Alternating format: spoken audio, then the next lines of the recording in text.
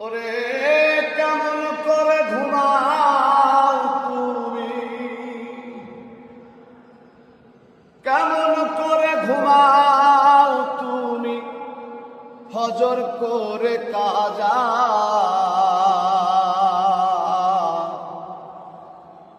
এমনও তো হতে পারে তোমার জোহরে জানাজা,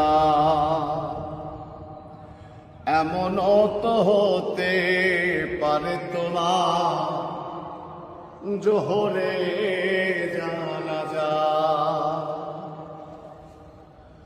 মুসলিম হয় না জন্ম নিলে মুসলমানের ঘরে,